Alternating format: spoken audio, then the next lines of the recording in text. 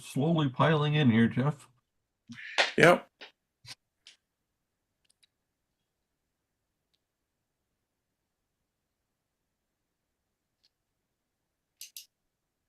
So, Jeff, I do have a question. Sure. Over your right shoulder, is that the Galactica? Yeah. Okay. Thought so. Yeah, I rearranged my back shelf and I brought in some of my bigger models.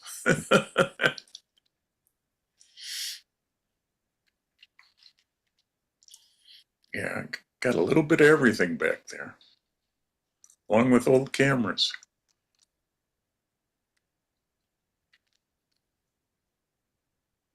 David, are you still going to Racine Camera Club? Someone told me that you didn't join this year. I did not become a member this year, but I still attend. In fact, the next meeting is our fundraiser party type meeting.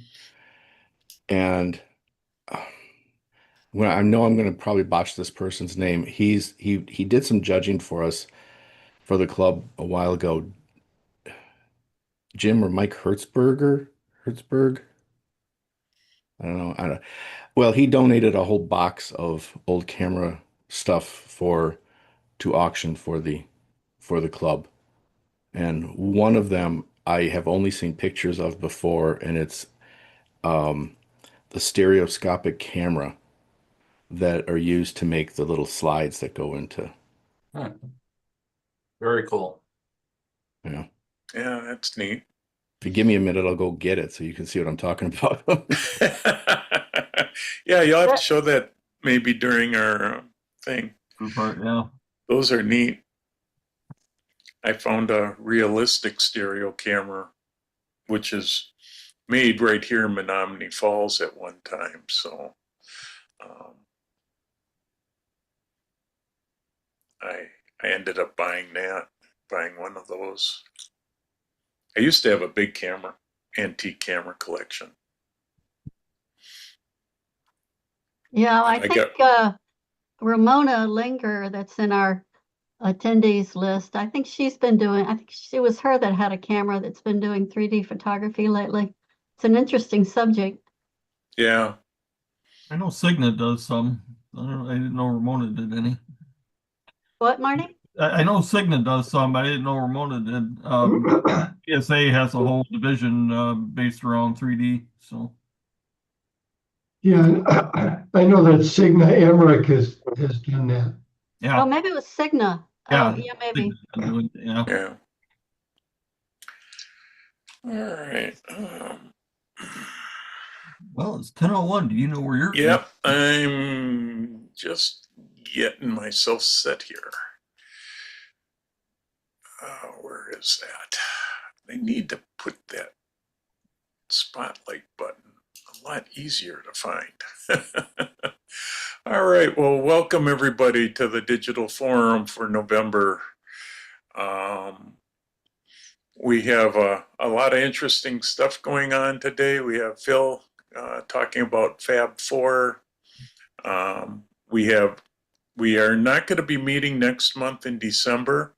I'm taking a Christmas break on that, but I will probably put out, if I can get to it, a video on processing images and are doing something interesting and different. I'm working on a number of different projects, so we'll see what I can come up with and give you a video that you can watch on YouTube. Since this comes so close to Christmas, we're all busy with relatives and friends and that, with parties and such. So I figured we'll give ourselves a break and start back in January. I should have had that pulled up and I didn't do it. Scheduled topics. I always have a hard time remembering.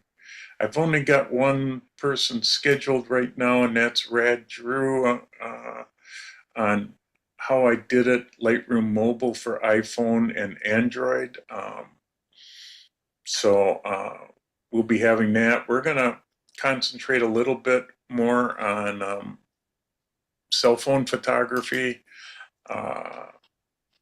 We had Hazel do that in October, and we'll have a few more since Wacko is working on doing a cell phone photography category in their next competition, which will be in fall of this year. There's no spring competition for Wacko this year. So with that, I am working on getting other speakers for the rest of the year, and hopefully I can get them lined up in the next few weeks.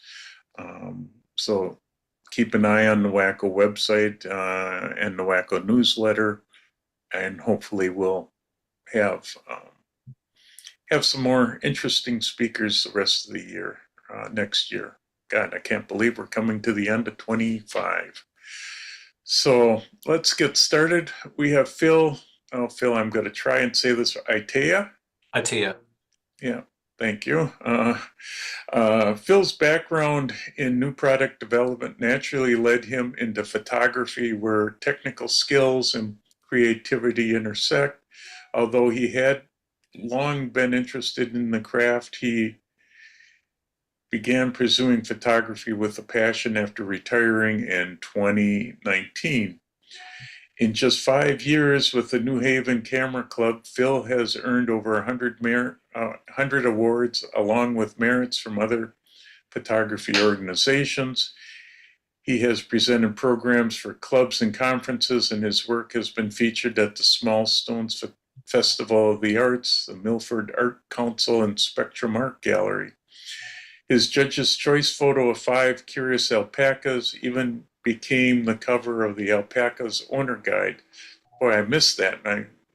My sister used to raise alpacas and llamas, so I missed that guide.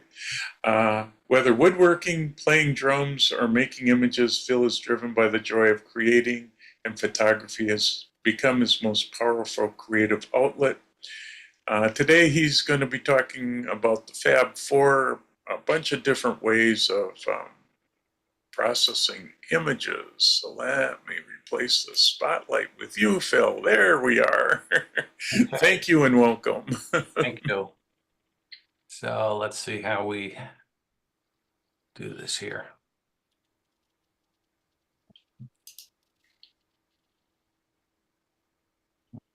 Hold on a sec. Okay. Hopefully you can see that cover screen. Yep. All right. Yep. Well, thank you.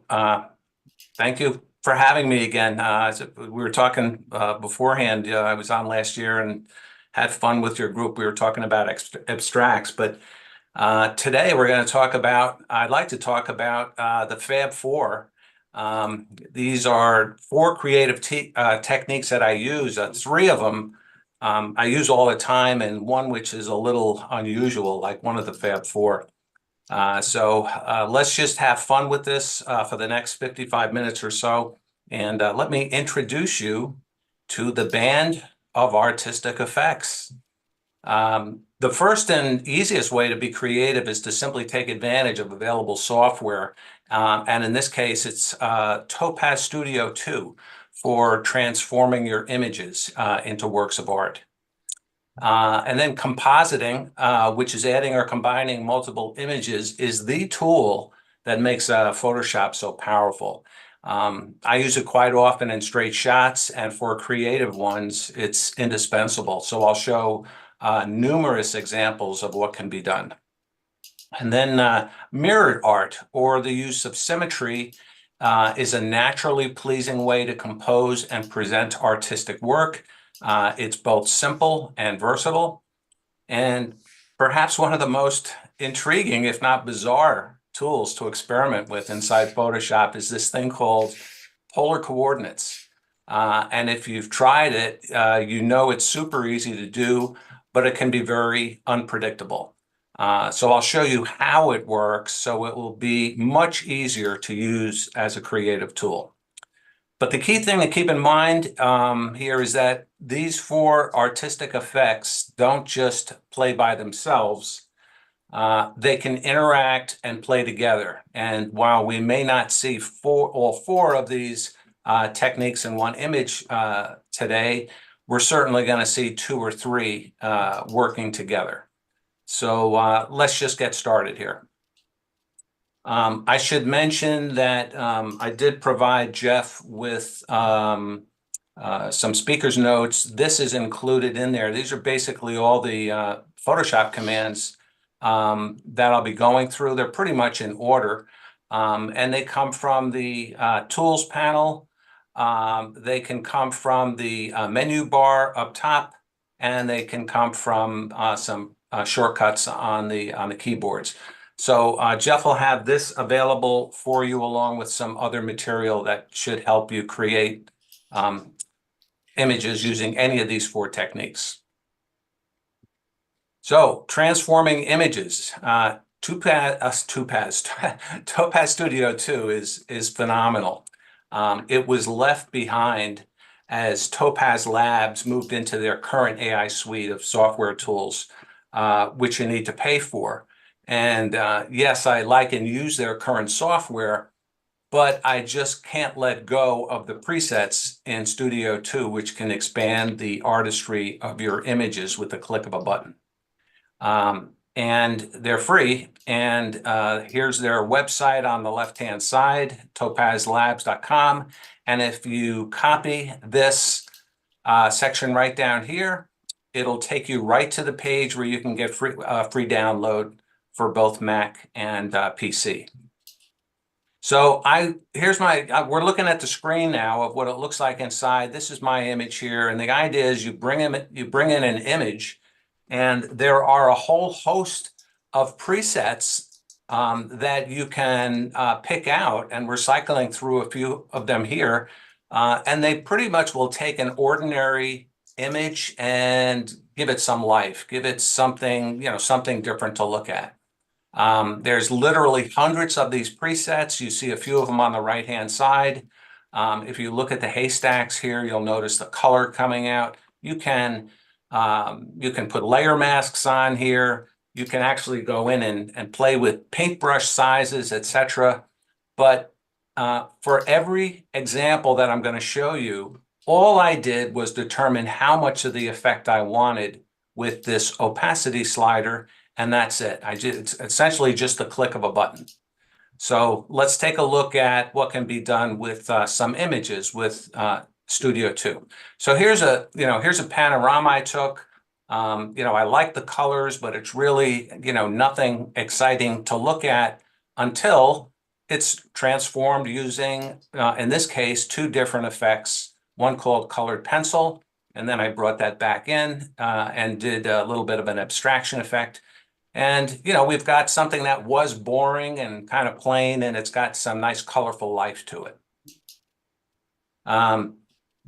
Here's a view, obviously underneath a tree and big, beautiful canopy. My lens wasn't even wide enough to capture how wide it was.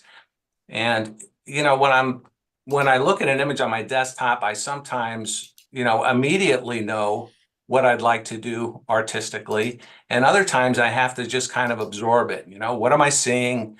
What am I feeling? What am I sensing? And here I feel and sense the tree as a great energy source, right? The trunk, the limbs, the branches, like sending life up into the leaves.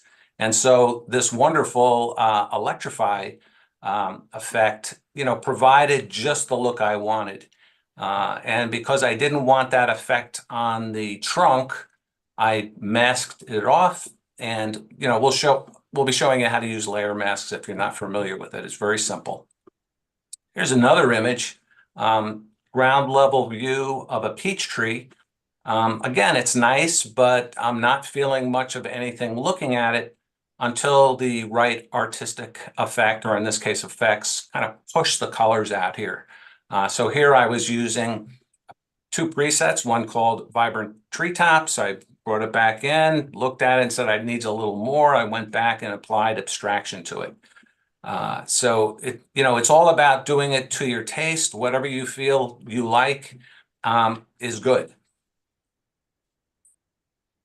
This is a local park nearby that was photographed, during the holiday season. It's pretty, it's got potential, and it really comes to life with this effect called Violet Night, which is in the AI remix section of Topaz Studio 2. So you're going to have to, when you get in and look at it, there's a section for AI remix, and this was their first foray using AI as a tool. All the previous examples I showed you applied the effect over the entire image. And with this AI remix section, it applies it selectively, which I think is much better.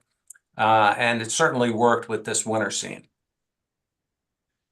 Okay, so we've seen how we can transform entire images, but imagine now what you could do with an image if you selectively applied different artistic effects to it. And that's what ultimately hit me after staring at this image for a while. Somehow I wanted to see that tulip in the front come out from the background of tulips, somehow emerge from the background. So into Topaz Studio I went. I found this effect called charcoal. It's kind of like a sketch, as you can tell. Went back in and looked for something a little deeper. I got this nice colored pencil effect. And I figured, okay, I've got the start of something that could work here. So I'm going to use those 3 layers. I'm going to use the charcoal layer on top, colored pencil below it, and my original background on the bottom. And of course, all you're seeing here is the charcoal layer because that's the top one.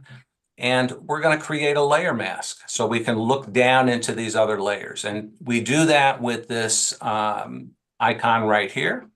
And when you press it, it creates a white layer mask, and you don't see any difference at all when you first click it. Okay, nothing's happening. And so it's waiting for you to do something. And what we're going to do is paint on that mask with black. So we pick our paintbrush here. We make sure the black is selected. And up on top, we want to pick a very large, again, there's a drop-down menu with a brush here, and this is what opens. So you get to pick the brush size. In this case, it's a very large brush and a very soft one. The hardness slider's way off on the left. And if you hover your cursor over your image, okay, and this is where I actually want to apply the effect, and I go ahead and paint that, you can see how the layer mask now has this very diffuse black here. And basically what it's doing, it's allowing me, it's like burning a hole through that mask so I can look down to the next layer. So I'm starting to get this effect that, I was thinking about, that I was visualizing, going from this sketch now into this pencil sketch. And so you can kind of guess where this is headed, right? We're going to create another layer mask on the colored pencil, because we want to be able to look down now and see the original. So in this case, I'm picking a smaller brush. I'm picking a harder brush. And this time I want to be able to just kind of paint very precisely around the tulip, okay, which you're seeing here. And you can see it show up on the layer mask. And when I'm done, it's burned a hole through that mask. And now I'm looking down, I actually get to see the original photo with the, the nice water droplets on the tulip here. So kind of a nice effect where it's bringing a sketch into the foreground here. And it's, I think it's a nice effect. So that is the power of layer masks. They're just terrific. So try and get over how ugly this photo looks and just think about the potential, right? So I was on the other side of this bench when I saw these guys hanging out on a park bench, and I slowly walked up and around the bench to this vantage point, and I couldn't go back any further, right? There's a lake behind me. And to make things worse, I've got the wrong lens on the camera. It's a 150 to 600. So I set it to 150, I turn the camera sideways, and I click a whole series of shots. I stitch them together into a panorama, and that's what you're looking at here. That's why the bench looks very warped, okay? But at least I got it, and I was happy I got my pigeons here. And you can straighten this out very easily in Photoshop. So I've got the start of what I want to do to bring it into Topaz to create an effect. And into Topaz I go. I pick abstraction. I think you can tell that's one of my favorites. You've seen it a few times already. I've given this a little color boost. And what this abstraction effect does, it essentially declutters everything in your image, right? So it's just the main elements, the bench, the pigeons, and we've got a nice blurry background with the pigeons. And again, I'm looking at images and, well, Phil, are you done here? What would you like to do? And I thought, I'd really like to see something in here. So I composited, and we're going to look at compositing next. A scarf in here, and the way to do this is I took a picture of the scarf on a sofa in my house, and then with this tool called the object selection tool, I can and the eraser tool to get rid of some of what it might have brought in. It basically gets rid of the background. I just have my scarf here, and I'm able to size it and position it. And so now, we've got a color, right? We've got not only got a color here, but we have a story, right? So I wonder if someone left this, if they know they left the scarf here, it's, it adds some dimension and some conversation to what could be a boring photo. So I think, I could go on and on talking about these wonderful presets.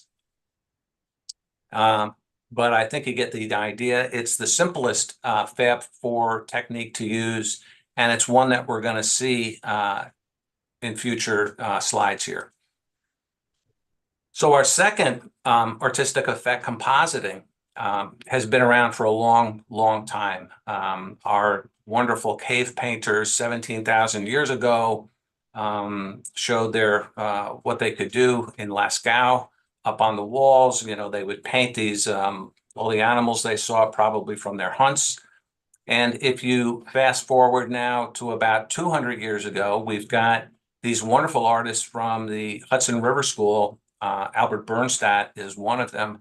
And these were some of the first artists to go out into nature and paint them and then bring them back, right? No cameras were available. A lot of people couldn't really travel. And so this was the first way really for people to see the beauty of nature. And Albert didn't sit with his easel and just paint this. This is a collection, this is a composite of things he saw in his travels, okay? No different than Thomas Cole, another wonderful Hudson River School artist. He obviously saw cathedrals in his travels, beautiful, late day, and he made a beautiful composite here. So, my feeling is if it's good enough for the masters, it's certainly good enough for me. And I personally am not shy about incorporating other elements in my photos to add interest and impact. So here we've got a nice, image, and it's we've got the foreground elements here locked down between these two features. And obviously this is a very prominent feature. And so why not go ahead and use that? And so we've composited our pensive seagull friend in here. Again, we're adding something for viewers to think about, to talk about. I wonder if our seagull friend here is looking for food, or is he enjoying the view like we are? So it just adds an element of discussion and commentary to an image. I like this composition as well. And of course, the feature here is that dramatic sky with the tree in the foreground. But I think the addition of this flock of geese heading home for the day helps bring some balance to the composition. It helps our eyes move about the composition much easier. And I like this simple composition of silhouetted trees against that beautiful blue sky and puffy clouds, and it was intentionally cropped in this nice wide format to accentuate that tree line. And so I wanted to use this contour here and composited a corresponding flight of geese in the negative space above it. So again, just very, very easy, very subtle, but I think it just adds something to the composition. So I am always composite ready. I have images of flowers, birds, butterflies, the full moon, whatever, all separated from the background. So those of you that may not be familiar with Photoshop, when you see a checkered background, it means there's nothing there. Okay, I've already taken the time to just isolate the bird or what have you, and I've removed the background. And so whenever I need a bird in a picture or a flock of birds, I can just grab this and lay it right on top of the top layer. So we can also do this in reverse, okay? Where instead of a nice landscape where I'm compositing birds, as you've seen, I've got some beautiful birds that need a background. So I wasn't about to pass up an opportunity to photograph some birds of prey that the Audubon Society was hosting.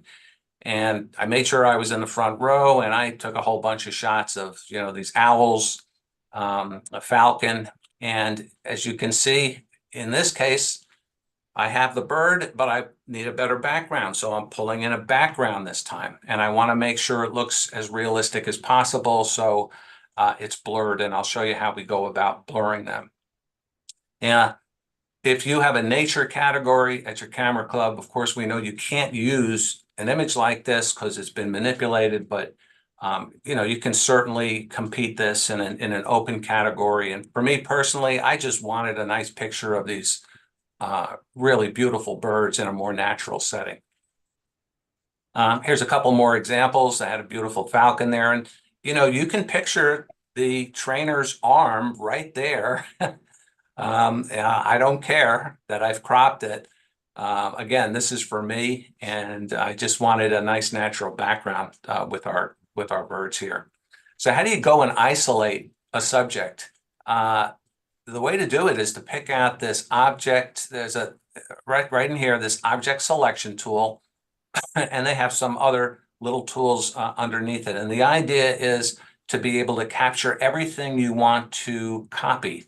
So it'll show up in pink in Photoshop, meaning that you've got it. And then you're going to go ahead and edit copy, edit paste, and it'll create a new layer for you. And then it's as simple as just bringing in a background. Okay. And so I brought in a background, and I made sure it was blurry. So how do you blur a background? You go up to filter, blur, and there's a whole host of things here, but I like Gaussian blur. And if you think about it, I've seen images where people composite and they don't blur the background, and it just does not look realistic, okay? And we know as photographers, you're not going to get close to a beautiful animal like this. You're going to have a zoom lens. A zoom lens has a very shallow depth of field, which means your background will be blurry. So the whole idea is to make it as natural as possible. Here I'm up on the 15th floor of a condo in Ocean City, Maryland, photographing turkey vultures that are gliding around the building. And if you've ever seen a turkey vulture, they're not going to win a beauty contest anytime soon, right? From the front, they are just not attractive birds. But if you can catch them from the top, they have absolutely amazing wingspans, feathers. They're absolutely gorgeous. So I liked this shot, but I didn't care for the background, right? We're looking at condos. It's all overlooking the bay.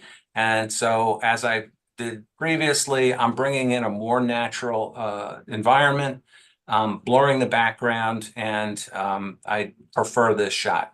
Again, can't use it for a nature category, but this is for me. And I just like my bird in a more natural setting. We're going to have some fun here. So I don't know if everyone else finds these viewfinders as intriguing as I do, right? I mean, the manufacturers have intentionally made these viewfinders, look human-like, right? They have an eyes, the nose, the ears, the face. So might as well have fun with something like this. So I've cropped this one nice and tight because I love his face here. And I've gone in and I've replaced now the background. I've composited in a new background. It's a sky. And you can do this very easily in Photoshop with Edit, Sky Replacement. And there's a host of different skies or clouds that you can pull in, or you can have it directed to your folder where you have your own skies, which is what I prefer to do. So very easy to do. And then I went back into Photoshop and added a nice colorful effect, which we'll see. I'm sorry, went into Topaz. And again, what is he looking at? Well, he's looking at the sky, so you got to see a reflection in his eyes. And what is he looking at? Well, he's tracking a seagull here. And then, excuse me, then we do a nice little boost of color here. So the whole idea is to have fun. And this is the way it would look. This is what the layers rather would look like in Photoshop, where we start at the bottom, right? We had our original image that you saw.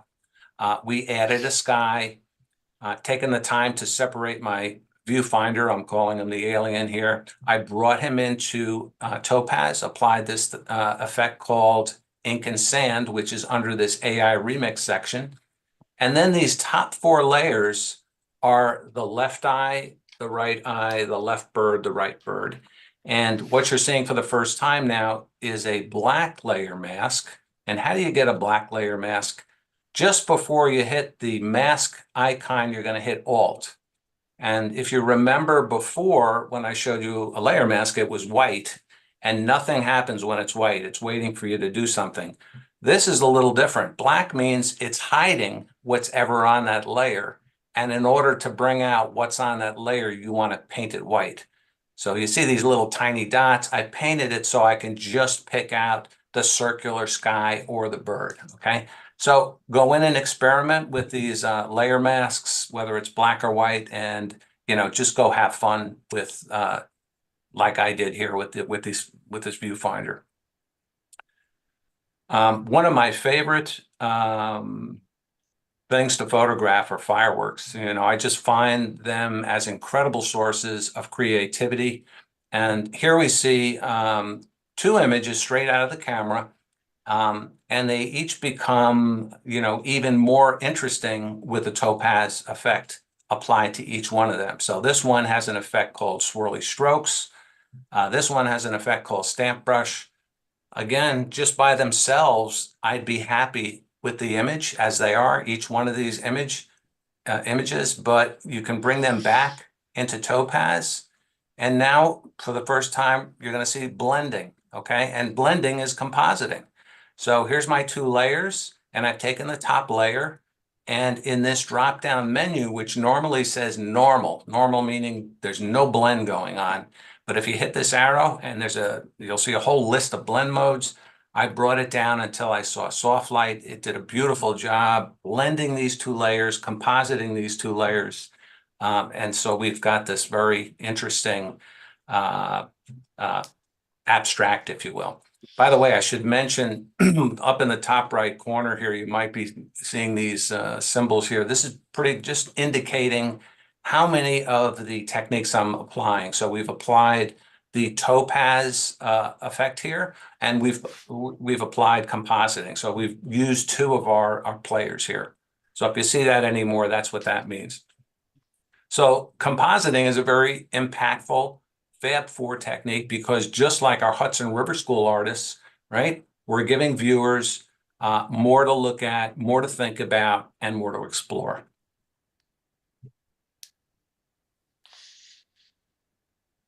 So our third artistic effect, mirrored art, is a big player because symmetry naturally catches our attention. And it becomes a perfect setting for any subject because of how it draws our attention to the middle or the line of symmetry. So if I Google symmetry, you can see it's everywhere, right? We see symmetry everywhere. And we're naturally attracted to it. We see it in plants, animals, food, anything from snowflakes to spiral galaxies. And of course, we build using symmetry for great visual and emotional appeal. So why not use symmetry for our art? And here's how you would go about mirroring an image. Anytime you have a photo that you bring into Photoshop, the image and the canvas are one and the same. So in other words, the image size and the canvas size, they're the same. But here, I want to take this image and make 4 of them. So I have to expand my canvas twice as wide and twice as high. So if I go up to image canvas size, I'll get a dialog box that looks like this. It defaults to inches, but I want to use percent. And so I'm going to make it my canvas twice as wide and twice as high. And I'm going to move my position of my starting image not to the middle. I want to move it to one of the corners. So I've moved this dot to this top right corner. And so now when I go into Photoshop, you can see the squares here, which indicate that's my canvas. There's nothing there. And the idea is to duplicate this numerous times to mirror it. And that's very simple. We go to Control or Command J, it makes a copy. And then when you hit Control or Command T, you'll see this blue box appear around your image, and Command T is transpose or transform, and it's waiting for you to do something. And so you're just going to grab this right square and you're going to click and drag it like the page of a book, and it's taking that layer and it's just flipping it over like a mirror. And we're going to just continue to do this with each one of these images, right? I made a copy of the top left one. I'm grabbing that square, I'm pulling it down, and it flips like the page of a book. I'm going to do it one more time. Make a copy of this bottom one here, grab the square, click, and flip it over. So I think you get the idea. And when I'm done, I want to merge these. So I have them all on one layer, and that's very easy with this right click and merge layers. So this becomes my background, right? This is my mirrored background that I want to start with for my mirrored art. And I'm going to take this and go into Topaz, right? So I'm using my Topaz technique also. And here I'm going to take a butterfly. And as you can tell with the checkerboard background, I've already taken the time to separate the background, right? And I've just placed it on the top layer. Here it is. And apply a little bit of a shadow under here, which I'll show you just to kind of add a little depth. And then finally, rotate this a little bit, zoom in, and this would be my finished work here. And so the layers look like this in Photoshop, right? We started with that one butterfly. We made a mirrored layer. We brought that into Topaz and we applied this effect called abstraction at 80%. We put our butterfly on the top layer. And then I created a shadow by making a copy of the butterfly, offsetting it, meaning Control T, and I've just shifted it down a little bit. I've changed the exposure, the Gaussian blur, the opacity. Those are the tools you would use to kind of make this, grayish background here. And you can do this another way. You can create that shadow another way by just double clicking on the butterfly. There's a drop down arrow that's giving you a whole bunch of choices. And one of them is drop shadow. I prefer to do it this way because I have more control, but that's another way you can do it right there. We'll do another one. This is a perilla plant, and gone ahead, expanded the canvas, mirrored it multiple times. I'm taking this, I'm going into Topaz, I'm applying an effect on this, and now I'm taking a flower that I've already separated from the background, laid it right up on top. And then I think with, a nice deep vignette on the outside, it kind of brings everything out here. And this is what the layers would look like here. So again, the mirrored background, brought it into Topaz, used this impasto effect at 50%. Here's my flower right here, duplicated it and showed you how we did that before, right? Offset it. Gaussian blur. And now for the first time, not the first time, but you're seeing layer masks here. And well, what is that all about? If I didn't have the layer masks, this flower would be sitting on top of the petals over here, okay? And I just wanted to give it a little depth and put it underneath the petals. And so you do that with a layer mask and you paint in selective areas to kind of tuck it under there. Again, this is something you'll, just want to play with, but I think it's an effective technique that works. Okay, so watch what we do here. Here's a nice flower garden, and we're going to take this and turn it sideways. We've expanded the canvas. We're going to make a copy of it, flip it like the page of a book, like we've seen, bring it into Topaz, apply an effect on it, which we'll see. And this time we're going to place a flower on it, but as you can see, we didn't take the time to separate the background, okay? And you don't have to separate the background. This is what it looks like after we blend, and I'll show you how we blended it. But you can see it's a different look, right? There's a level of transparency here. It's a little more diffuse. I kind of like the effect. So how do we do this? Here's what the layers look like. We'll start at the bottom. That was the mirrored background.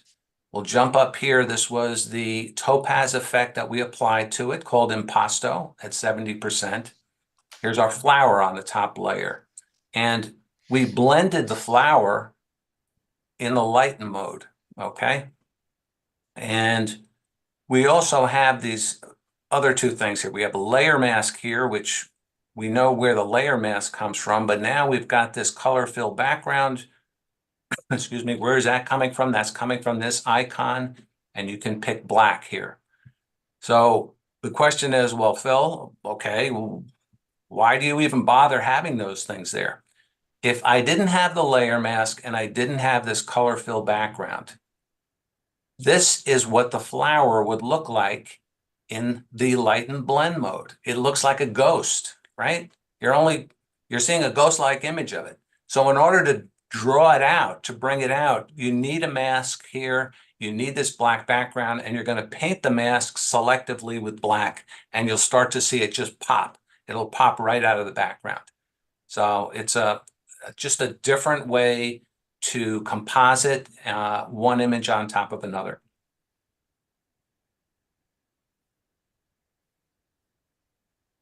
A hosta leaf, okay? I think nature provides some of the most beautiful things that we can use for mirrored art.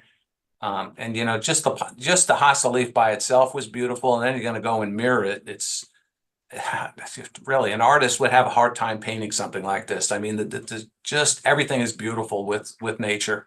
I love it. Here's a different hosta plant. Again, we've mirrored this one. We know how to mirror. And we're going to create some abstract art here. So we've got the two layers. This is on the top layer. It's leaf one. You can't see the leaf layer below it, right?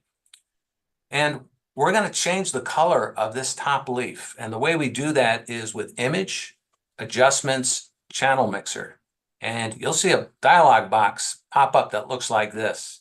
It's got a whole bunch of sliders on it. It has this thing called an output channel.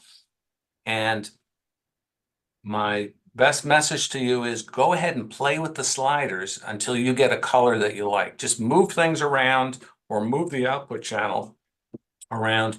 You will see the colors changing in real time, okay? And again, why are we doing something blue? We want to make something abstract.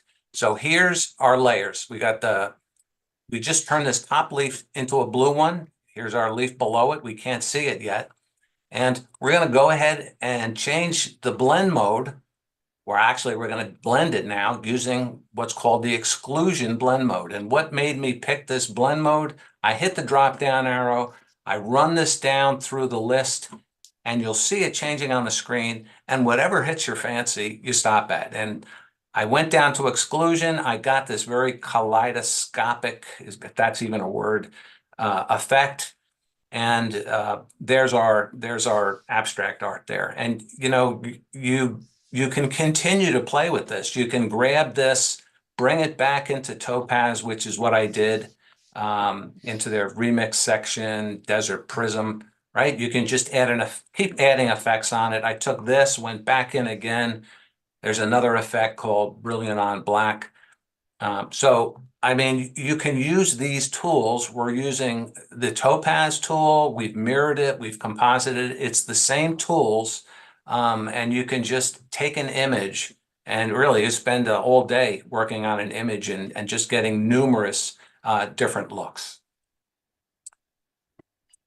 Okay, this image has not been processed at all. It's straight out of the camera.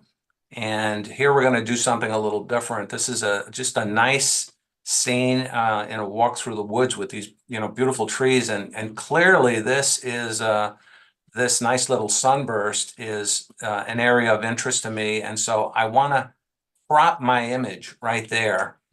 And the whole idea with creating mirrored images is really to be able to visualize what this is going to look like when you're done. So I think we can all kind of visualize after we expand the canvas and mirror this, what this would look like. So we've got this very, interesting setting in the woods here. And again, by going into Topaz and applying, in this case, 2 different effects to it, red rock at 50%, chalk pastel at 50%. Then I brought it back into Photoshop and I played around with the blacks, the brightness, and the contrast. And so I've got this nice colorful image of a very, crazy scene in the woods here, but it's different. And that's the whole idea. Just have fun and play with things like this. Here's another shot of the woods. This one is actually from Olympic National Park. This is a whole rainforest. And we hit it on a beautiful day. It was misty and actually a little bit rainy, which brought all the colors out. Again, here I'm looking for a place for me to crop. And I like this portion right here. And I think we can all kind of picture what this is going to look like, right? We're going to have this central tree and we're going to have this U shape going on here. So the whole idea when you first start is to try and visualize what this is going to look like when you mirror it. So, we've got this interesting scene here in the forest. And, what's catching my eye is the center portion of this tree. And I might as well make that the focal point.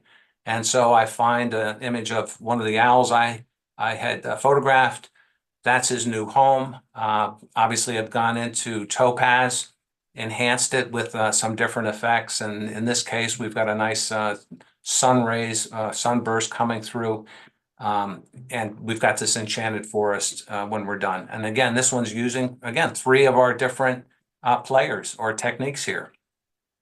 So by utilizing nature's cue with symmetry, right, to produce mirrored art, we're helping draw attention to our images. And, that makes this technique a big player. Our final Fab 4, not unlike one of the original Fab 4, is a bit quirky. It's called polar coordinates, where you can transform an image like this to this with the click of a button. And you'll find that click of a button here under Filter, Distort, Polar Coordinates. And, you can continue to play with something, which is what I normally do. And so here I've composited in some viewers. It's like they're looking at a stained glass window, and I replaced the background with this starry sky. And so it's different. So I thought it might be best to show you visually what's happening, because if you've never used this tool and you click the button, you go, what the heck just happened? So I'm going to describe what happens in 4 steps. So this image here is our starting image. And if we hit polar coordinates, it turns into this. So, what is happening here? We'll break it down into 4 steps. The top portion becomes the center portion, okay? So what's in green becomes the center portion. And the closer you are to the top, the more it goes to the center. And then the bottom portion, right, is going to wrap around the outside. And then the left and the right sides, shown in purple and blue, are going to wrap around and they're going to form this seam right here. And then finally, this bottom surface, which is in gray, fills the space between the ellipse and the rectangle. So that makes up your background, okay? And I've underlined these seam and background because these are the two things that you're going to have to address anytime you use this tool. Now, it wasn't an issue with this image only because, you know, the seam, for example, the seam comes from the left and the right side. Well, it ended, there's a frame here and there's a frame here. It didn't end on a window. So it wraps around and this is the frame here. So that's why you didn't see the seam. And likewise, the bottom here is all the same color, except it may have little highlights of yellow here. It's and that's why you're seeing this streaky brown, because the bottom really was pretty much all the same color. But most images that you start with don't look like that. So for example, if we take this image of three sunflowers, and we don't do anything to it, we're just going to press the polar coordinate button. Watch how quickly this turns ugly. Right? So you have this seam here, and then you have all this ugliness going on the outside. If this was the first time you ever used this tool, you would clearly never use it again. But if you understand how to fix it or how to work with it, which I'm going to show you, it can be very impactful. So how do we get rid of the seam? Let's do one at a time. First, we'll get rid of the seam, and then we'll get rid of the background. The way to get rid of the seam, as I mentioned, you got to have the left and the right sides be the same. So the easiest way to do it is to bring in our mirror friend, okay? Our mirror technique. We've turned this image sideways. We've expanded the canvas. We made a copy. We flipped it like the page of a book. So now my left side here and my right side are identical, okay? And after I go ahead and merge these layers, and now I hit my polar coordinates, look, I've just gotten rid of my seam, which is great, right? No more seam. But we still have this ugly background. So how do we get rid of the ugly background? Well, I like the black, right? And I want to make everything black. So how do I go about doing that? You can change the background color, okay, to anything you want. We're going to change it to black by drawing a line of that color on the bottom. Let me show you how this is done. So here's our image here, and I'm zooming in on this bottom section here, and that's what you see right here. This is the bottom of that photo. And we want to make everything on the bottom black, and it's very easy to do that by painting a black line. You grab your paintbrush, you make sure it's black, and actually you've got a color picker here. You can, after you hit the color picker, you can just click something that's the color you want, in this case black. And then we're gonna pick a brush up on top. We need a very small brush and a very hard brush, okay? And you paint a line in two steps. The first step is to just click the bottom left corner. Now I'm showing this in white only because if it was black, you wouldn't see it, but pretend it's black. So the first step is you click the bottom left, and then you're going to go over to the right. And before you hit the right corner, you're going to hit Shift. And if you hit Shift, click, it draws this beautiful straight line on the bottom. Again, this is in white because you wouldn't see it, but pretend it's black. Okay, so we've just painted this nice straight line. And then after you apply polar coordinates and compress it a little bit, excuse me, now you've got this very interesting looking polar coordinates, right? We've fixed the seam, we've fixed the background. And so I'm looking at this, and you know, the top and the bottom aren't really doing much for me. It's this center section that I like. And again, what do I see? What do I feel? Well, I kind of see something looking at me. So I go back, I grab my owl friend, and I composite my owl in here. Crazy picture, yes, but it's just showing you what you can do. So I've got my owl, and I've used a layer mask to make sure that I can, you know, get them in there just the way I want. Let's play with the sculpture, and we're going to do something different here. Instead of mirroring just once, we're going to mirror multiple times. So here, I've got, by the way, so this is a picture of a sculpture. The camera is looking straight up at the sky. This is like 4-inch tubular metal that has this nice gold paint on it. You can see I've taken the time to expand the canvas, right, about 300% wider. And what I'm going to do here is do multiple mirrored images.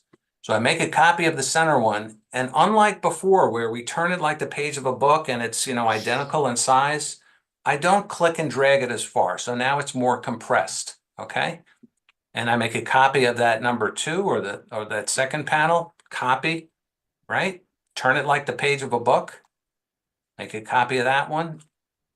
Okay, so you can see what's happening. I've got multiple mirrored images here. So anytime you use the polar coordinate technique, you always need an even number, right? You have an even number like the pages of a book, that's 2. They're going to wrap around, you're not going to see a seam. If I have 4, like here, I could do the same thing because the left and the right sides are going to blend perfectly. Okay, so I could do this right now, but I want to add 2 more layers. Make a copy of this one, flip it like the page of a book. Finally, I do the last one the same way.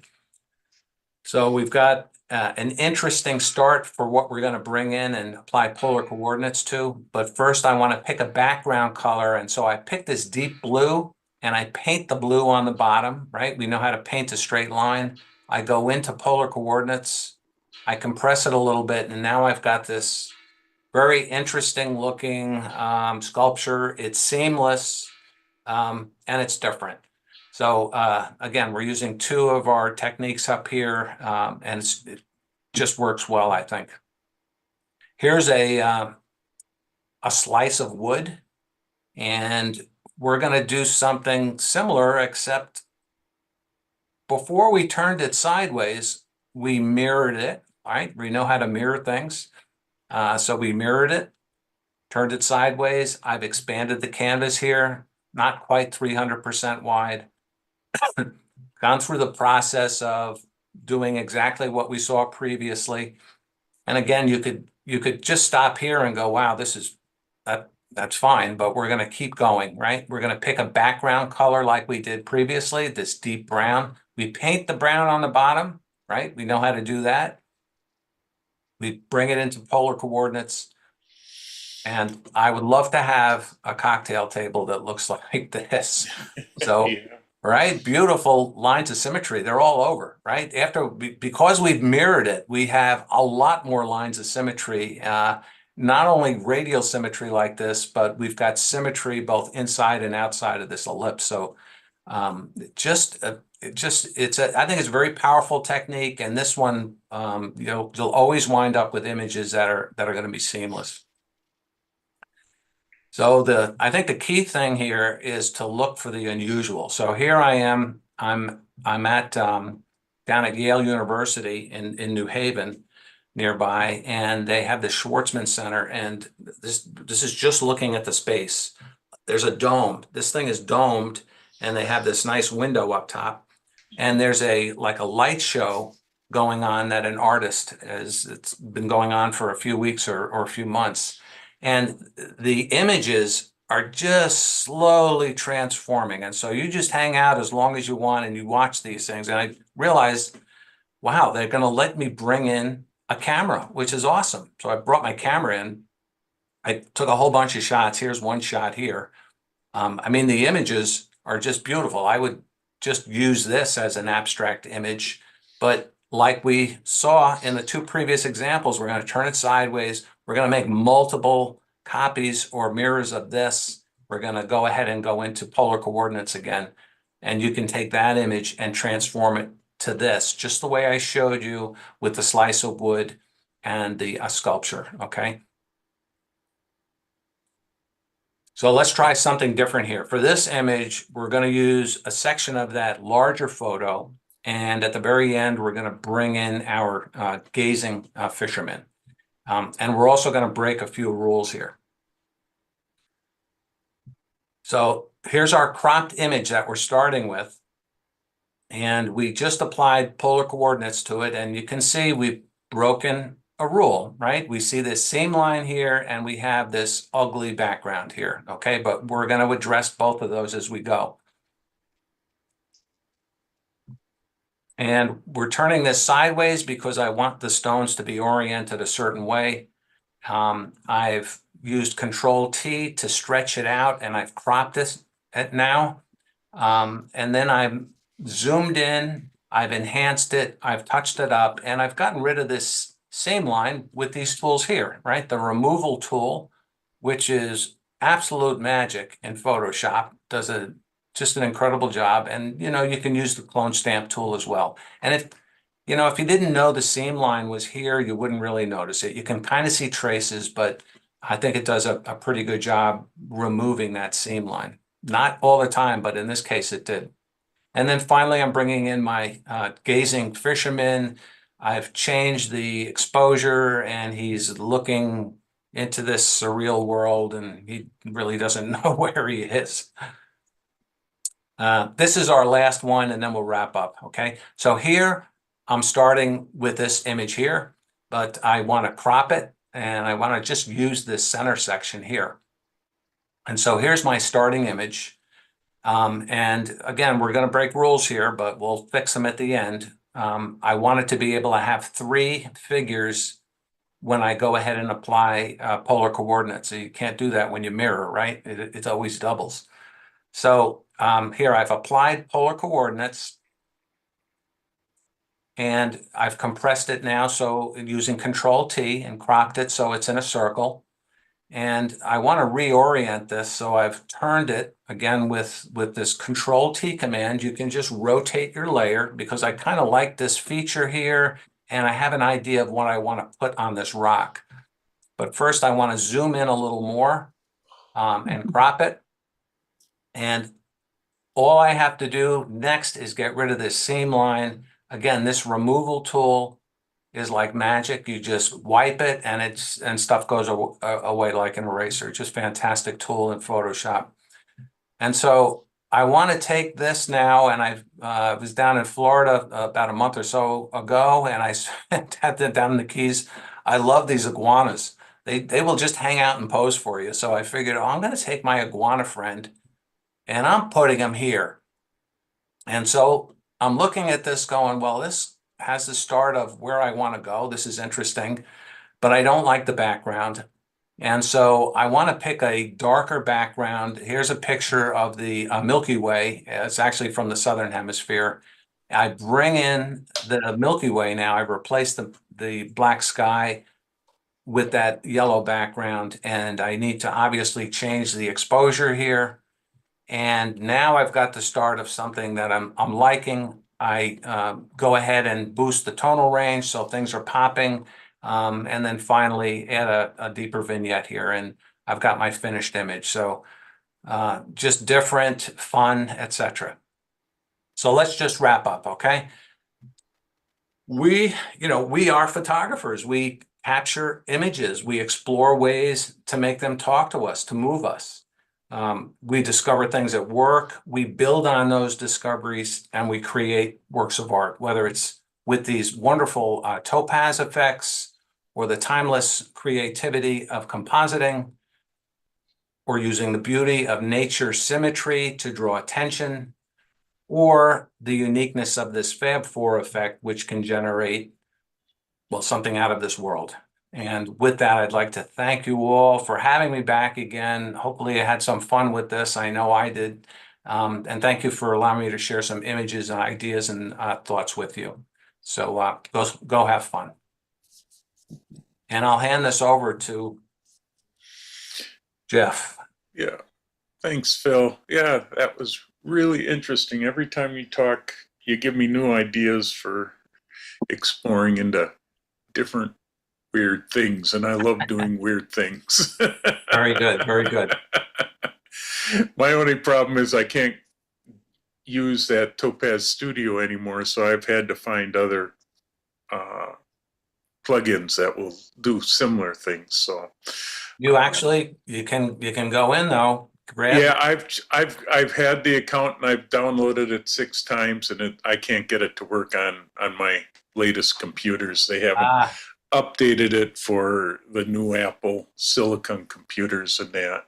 Sorry about that. Okay. Unfortunately, it doesn't work for me, but I know it still works. Hazel talks about it yet, and she's even frustrated. But she has given me some suggestions for different companies that have a lot of the same effects. But now I have to use multiple different plugins to make it work. Gotcha. Yeah, One of them, Topaz though, doesn't have very good customer service. I was dealing with them earlier this year, and their customer service is lacking. I wanted to purchase some new products. I've used them for 10 or 15 years, and I kind of come to the conclusion that I'm going to check out what's it called, Pure DxO, and a couple of other products that might do similar sort of stuff. Okay. I don't think it does the techniques that you were showing where it I think they're the only ones out there that do that kind of technique where they change the pixels in different ways. Okay. yeah, I miss that that mix one that they had. That was a neat plug-in. And Yeah. Yeah. No, and, you know, so everyone who has used Topaz Studio 2 is upset because they never brought it along. They just left it behind. So right, you don't they have these just presets. It's like, are yeah. you kidding me? They're incredible. They had a great product, and for some reason they just dropped it, and it's really frustrating. Yeah. So I've had to use so many different products to get the same results, and they're not quite the same because Topaz had its own neat thing, and I don't understand why they dropped it. I know it was some weird stuff that you could do with it, but that's what so many photographers liked, was that you could manipulate things in so many different ways. Absolutely. Yeah. But Yeah, they had the latest sharpen and denoise tools for a long time, for several years, but there's other tools that have now caught up with them. I still use one of their older versions, but I don't think I'm going to upgrade to Studio 2. yeah, well, and if you look at the new upgrade prices, Topaz is going a little nuts. Yeah. And if you're starting fresh, I believe the new starting price is $700 a year. So Ooh. it's really nuts with what they're doing with some of their new stuff. But yeah, Right, and it's a subscription. It's not even purchasing the software. right, yeah, it's a subscription, and it's a crazy price subscription. I don't quite get what's going on with it, but although I think that if you don't upgrade, that you can still, I mean, I'm still using an older version. right, Just you can because you don't pay the subscription means you don't get the new stuff. right.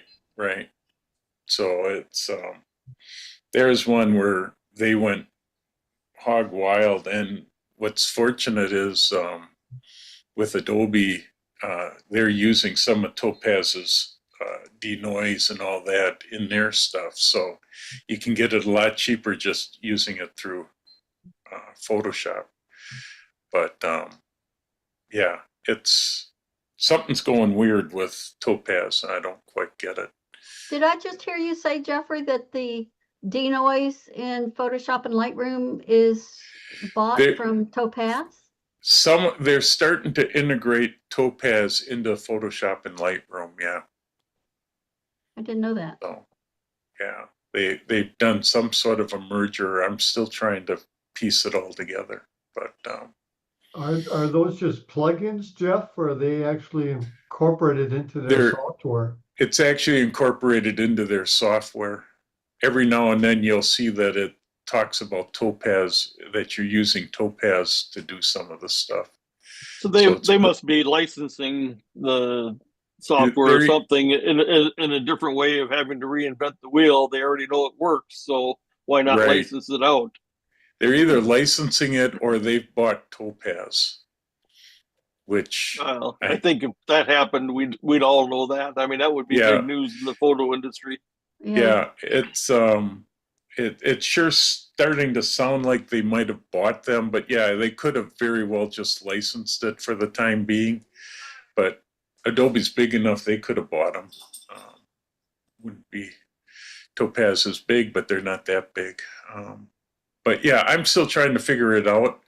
But I was just talking to somebody the other day about it, and we were both saying the same thing, that some of Topaz stuff has gotten integrated into Photoshop. So, um, So yeah. I did want to just make this point, Phil. So, you know, you keep saying that we're all photographers, but really what you're showing um, turns photographers into artists, I guess would be a good way to do it. So the creative license to be able to do that, that is what all these software programs, while we were talking, I was on my iPad playing with an image and a app that I have on there, and it just does create more of an artwork than it does a photograph. Yes, sir. Absolutely. Yeah, and it's fun just to sit and play with your images and start creating something different when you've got something that's just so, and then you just start fooling around with it and creating a piece of art that just is like really interesting. Yeah, my And feeling, you can only go so far with photography unless you've got a huge bank account and all the time in the world to go to all these exotic places and to get these phenomenal photos, which most of us can't. Then the next best way to do it is to take it, let's say an average image, and to create your own. So again, the Hudson River School artists, that's what they did. And their art is absolutely gorgeous. And again, compositing, even, you know, straight shots, compositing straight shots. A lot of times people can't tell you've composited. And again, I think it makes it more impactful. So the compositing portion you can make as artful as you want, but it's also indispensable for me anyway, for just straight shots, just to, you know, adding more components into an image that adds more interest. yeah, and Yeah. I guess the other thing I'd like to point out real quick is, you know, you certainly were obviously keying in on Photoshop because that's what you use, but the principles with layering and all that really go cross platform. So as just mentioned earlier, you know, I'm one user. I also use Pixamator Pro from Apple. So, you know, all these techniques, yeah, they might call them something a little different. They might achieve it a little differently, but it's really kind of universal throughout all the programs that are able to do layering. Excellent. Yeah, Jeff, I was just Googling and reading, and I recall hearing from Adobe about this, but the Adobe has not bought Topaz. They're partnered with them. And when you do generative fill, traditionally for the last few years when they've had it, you've used Firefly, which is also made by Adobe, but now you can go in there and pick the model. And some of the models are like Okay. gigapixel and that sort of thing. But Yeah. when they charge you for, you know, your what do you call it, your number of hits that you use generative fill a month, Yep. you're given a certain amount. They charge more. Like one of the Topaz models might be 5 hits on your allowance instead of 1 hit and that sort of thing. But you're able to pick several different, more and more models for doing the AI Oh, okay. generative That's fill. where I saw it. I know I saw it, but I couldn't remember how I'd seen it. So It was yeah. it was well over 15 years ago that Topaz almost folded. Um, their original suite of products, and Phil, I'm not sure if you're one of the original users, if you have those original CDs. I still do. Um, they realized from a business perspective that they couldn't survive just selling those sets of unique tools to photographers. They couldn't make enough money to survive at it. So they started dropping support for some of these older tool sets like impressions and glow and all the rest of them that they Right. had. Yeah. And they bundled that source code because they owned the source code into what became Studio One and Studio Two. Eventually, their financial people figured out still they're not going to survive in the long term unless they merge or do something else, or else they're just going to go bankrupt at it. And this is the same thing that On One went through. So that when they dropped support for all of their old suite and started moving to only the three products, the gigapixel, the photo, and the video, they started moving to that as a subscription based. And vehemently, people were saying, no, Topaz is never subscription based. Well, if you want updates, continual updates, it is subscription based. Yeah. So, just call it for what it is. Right. And you see that the current state, they realized they can no longer keep that model of we have an upgrade and we're going to send it out to our customers for downloading. Their support model became ridiculous. So they figured out, how do we cut the support model? And they moved everything as much as they could into the cloud. So now they switched their product line over to everything with an AI suffix.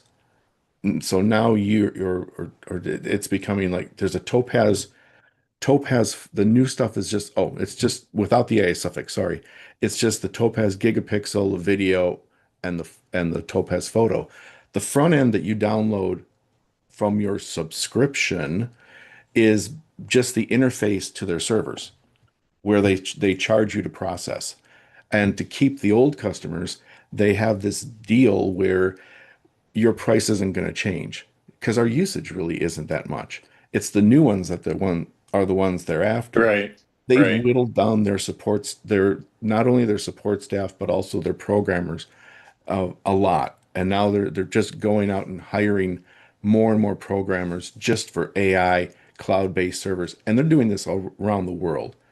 So they used to be based just in Texas, and now they're mostly a worldwide programming company. David, it sounds like Adobe might be going through similar struggles.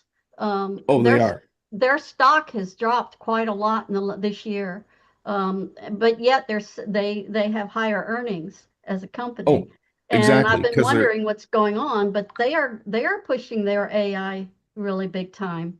because their expenses have decreased. And like if you, Phil, I'm not sure if you have like the older um, Topaz Glow No. and no. Well, some of the older products, they ran up until Windows 10 and they refused to run under Windows 11. And that's because of a third-party tool, a DLL that you had to get an update from the actual manufacturer, writer of that tool, that DLL, and just drop that same name DLL into those directories, and you got impressions and texture effects and glow working again. And I use those same tools that you do, but mostly the only difference is I use a lot of Photoshop selections and save those selections like in your example of the flowers. I'll make selection and save that channel of just the flowers. And I'll call that up and apply that to masks later on as I see fit. Yeah. And I also do the same thing with the blending modes and the opacity. I found less is more, especially if you use expressionism and then sketch outline. You had to use a multiply blending mode for sketch outline to get the inverse of the white and black. Gotcha. Wow. Oh yeah, it's kind of fun to do. Yeah, that's interesting. I wish there was a way to do it with the Apple products, but when they switched from Intel to the new M series, it dropped a lot of those older programs just don't work anymore. Yeah. And talking about the competition, more and more clubs are getting into adding categories where you can submit like composites and things like that, images like you're presenting to the competition. I'm still a member of a club in California that has a realistic category and I'm blanking out on the name of what they call the category, but anything that you've manipulated or anything is allowed to be in that category. Yeah, we had one of the creative category, they called it. So Yeah. And the idea is you should be able to know right away that something was done creatively. And you get judged on that. So that was always fun. Yeah, Wacko just added a creative category that's in a trial basis right now that lets you do pretty much anything as long as your base image is your own. And we're playing with that and seeing how that goes. So, and the club that I was just talking about, their realistic category has changed to where if it looks realistic, no matter what you've done to it, it's allowed in there. It just has to look like something realistic, real. That's interesting. Can you pull those? Is there a certain set of rules that they have for that? I could check their Yeah, if you could check bylaws. and send that to me. We're probably going to send out a survey to everybody in this group, along with all the camera clubs, just trying to figure out ways to boost entries into the competition. And that sounds like an interesting way of putting it for a category of, as long as it looks realistic. Yeah, we went through quite a few discussions on it and arguments and fighting and that sort of thing for a year or two before they settled on these two categories. I'll send you the documentation for it. Yeah, that'd be great, Drama, because Wacko's going through the same problem. We're losing people entering competitions. We're trying to figure out why, and we're going to be sending out a survey to all the clubs to see why more people aren't entering and why less are. Whether it's just that maybe you're not interested in competition, or is it the way we restrict or do things in the competition? So I'm always looking to try to figure out what we can do to improve the competitions that we hold. That's why we're adding a cell phone competition just for images that start out as cell phone images. Even though cell phones these days take probably as good of an image as some of our big cameras. I think one of the painful things that we all go through with the camera club is and I hate to say it, but I will. It's the quality of the judges. The judges could just be a regular photographer with no background in terms of knowing what to judge. And everything is, oh, I love this and I love this and I love that. Well, no, there's like 10 or 12 aspects to what makes a good image. And they should be using those aspects, to judge a photo. And unfortunately, they don't. There's no training. And everyone gets frustrated with the whole judging process. Yeah, we are running into that problem as well. We've had to search higher and farther away to find judges, and we use a lot of Chicago judges currently that are people that do a lot of entries into competitions and do well in competitions. But yeah, sometimes we get good ones, sometimes we get bad ones, and sometimes we get biased ones. We try to find ones that are sort of not biased to one topic, and that it's frustrating. It's a frustrating thing. Yeah, it's David, you and Jonathan and Racine Camera Club were handling that pretty well a couple of years ago. I think you were president and Jonathan was pulling some of the rules out of PSA and teaching the members how to start learning how to judge their own pictures. Do you remember? Yeah, absolutely. We tried that, and it really wasn't received well. It turns out that and this is just my opinion, that the people joining at the meetings wanted more of a camaraderie of a club and an organization and friendship than actually understanding how do I objectively judge an image. The purpose of it was that we tried for it was for education of this is how an image is judged, rather than, oh, look, a picture of a baby. Yeah, it might be interesting to try it again because at that time we were just coming out of the pandemic and people were wanting to get off of Zoom and go back to socializing at the clubs more. Yeah. Wes, now Wes my, is go ahead. Wes is the president of the club now, and he has been focusing much less on competitions. They're just doing a spring fall and much more on education and techniques. Then you Yeah. get what you want if you educate. Yeah, Yeah. yeah, because it's not there. It really isn't about competition. And it's about how do I get what I want out of photography to share with my friends, family, or followers.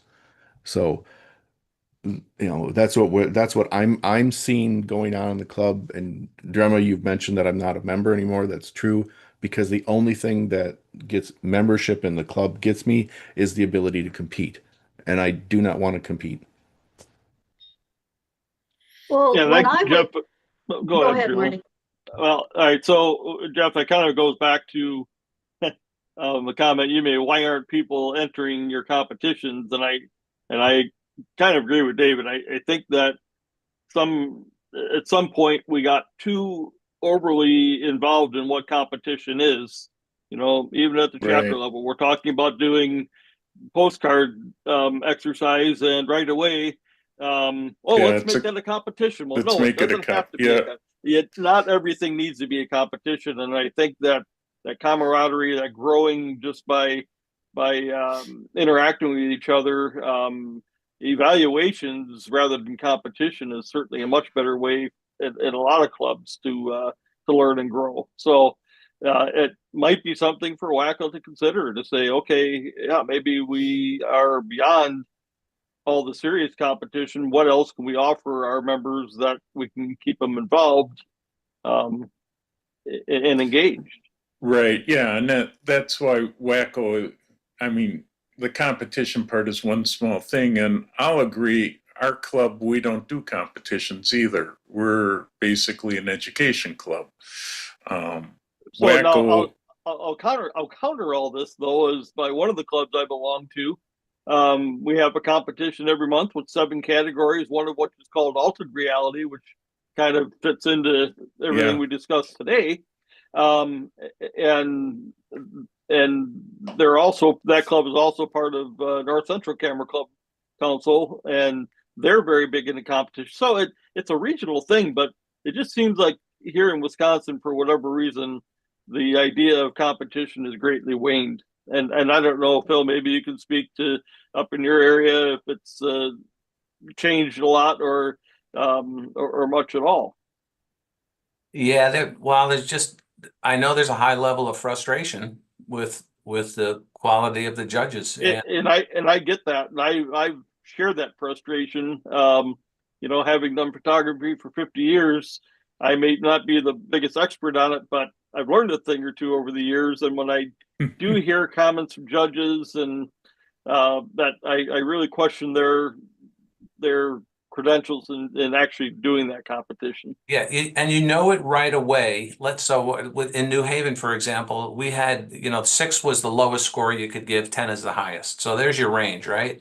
And something is off when 2 judges give it a 9.5 and 1 judge gives it a 7. So it should never be that far apart, right? They should be within a point of each other. It shouldn't be any more than that.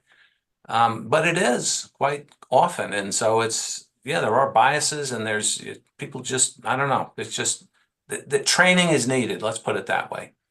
Well, early on, when I was starting my photography 15 years ago, getting serious about it, the clubs that I went to one of them had actually a competition, but the competitions were more critiques than they were competitions, and they still do that. They have a monthly competition, but most of the people that attend, because they want to hear the judges talk about what they like about the picture, what they don't like, or what they would recommend to improve. And I took over Creative Images Club a couple of years ago and started doing those kind of critiques, and got some of the judges I knew from California to come on. And I think most of the people who attended those liked those types of critiques. But the club didn't grow, and I had a little trouble doing it all by myself and stopped doing it. But yeah, I think that that's a good way of learning. Yeah, it absolutely is, and that's exactly what we do at Omaha. So we have 3 judges, and as we're judging the competitions, we cycle through with images. Each judge comments on every third image, for instance. So you're getting good feedback along with just the score. So it's not necessarily about first, second, and third. It's about, you know, learning from the experience, really. Yeah, and you can Right. learn from other people's pictures as much as you can your own when you see the judges Absolutely. talking about it. Absolutely. Yeah. The hard part is finding judges that are good at critiquing. Right. It's the same problem Phil's talking about, just finding good judges. Mhm. It's really hard finding judges that can explain what's wrong and what's good with an image and do it in a way that doesn't make the photographer feel bad, and yet still Yes. try to get him to improve the image. And Right. I find it very tricky trying to critique and not make the photographer feel bad. And I've gotten Yeah. better over the years because I've been doing it now for 20 some years, judging, and let alone 50 years as a photographer. But yeah, Well, the rules that I've learned when I was doing some judging and the other judges learned is the rules were first you say something that you like about the picture. You find something, almost every picture can have something that you like about it. Say something you like, say something that you would recommend they change to make it a better Yeah. picture. Yeah. And there is a certain amount of when you're having your images critiqued or judged, developing a little bit of a thicker skin. You have to be able to accept that there are things that people don't like about this picture, and if they point them out to you, you'd become a better photographer for it. And that's just a matter of getting used to it and developing a little bit of a thicker skin. Right. Right. And realizing that it's all an opinion, an Right. educated opinion in a lot of cases, but still an opinion. Yep. I always tell people it's just the opinion of 3 people, and you could enter that same image to another set of 3 people and get a completely different result. And I still say you take the pictures and do the pictures for yourself. And as long as you like them, that's what counts. And a lot of times I don't care. Yeah, Phil pointed that out a number of times today. He does those Right. pictures for him. He's not doing those to win Right. contests or to sell or whatever. I mean, Yeah. and I think that's a great point, Jeff. But, we're all photographers, yes, but first and foremost, we're doing it for our enjoyment of the Yep. genre. Yep. I love sitting at night taking some of Phil's ideas from the original abstract talk that he gave, I don't know, last year sometime. And I still use some of those techniques, and I've expanded beyond. And I can sit for an hour playing with one image and create something that I end up putting on a screen that's like a regular picture frame, but plays different video images. And it's just, I love having it up there, and I love looking at those images. And so that's why I do it, and I love spending the time playing with them. So I'm gonna put Eric on the spot here. Because Eric, down in the corner, Eric has a wonderful history of not just doing photography, but also an art instructor. His knowledge of art in general. Eric, weigh in a little bit on this conversation, and especially when in regards to judging or other people's opinions of pictures, that kind of thing. Well, I think what would help, or perhaps help, is for clubs to come up with a rubric for the judges to use. So that it has, it could be composition, whatever you would like the body of your group to be judged upon, and then give it to the judge. Then you will get what you want. When we had an accelerated program, gifted and talented type program. And to get into it, that was one of the problems we had, is to educate the panel of judges that accepted the kids into the program, so they would consistently rate, the work the same way. Like you had talked about, to have like 2 points jump between a piece is considerable. So we came up with rubrics that we taught to the judges, and then they went forth and then judged the student work. That really worked well. And it took care of a lot of the later on, if there was a question of why this person didn't get into the program, you also had some documentation to go along with it, if needed. And that worked wonderfully for us. So it was an educational bit for the judges before the judging became, prevalent. And anytime you educate a group, you end up with better quality work, and that goes for the judges as well. Bingo. Yeah, so I'll give you a great example of that. So N4C and we use TIC, so technique, interest, and composition. Technique is judging on focus, lighting, color rendition, exposure, and print quality. Well, interest is originality, imagination, interpretation, subject, impact, mood, and humor. Where composition, of course, is just the arrangement of elements. Subject is harmonious and well balanced. But it's a defined set of criteria. And as I was judging, as I judged this month, as I was judging through every image that came up, I would go back and I would look at this and I would say, all right, am I really capturing all these elements to score this image in a consistent manner, I guess? And if all three of us that are judging that month are doing that, then yes, we should all end up with fairly close scores. Yep. Like for our bit with our program, we had, representative works, and then we, went through and used them to judge. And then we listened to the judges go through other representative works. That's training. Pain in the neck? Sure. But I mean, you only get quality if you ask for quality. Well, thanks for sharing, Eric. I don't know if I helped, because that's all work. Well, it is, but those of us who do run clubs or are involved in the competition aspect of clubs, I think this is all good information to take back to our groups if we're struggling. Yeah, get what you want. Yeah. I'm going to thank you all and bow out unless there's any specific questions I can answer about the presentation. Otherwise, I want to thank you all for having me again. Well, Phil, thank you for sharing your light that you find. That was great. Yeah. Thank you. Yes, thanks for coming. I know we sort of got way off onto a tangent after talking about Topaz, but it's all fun. It's all good.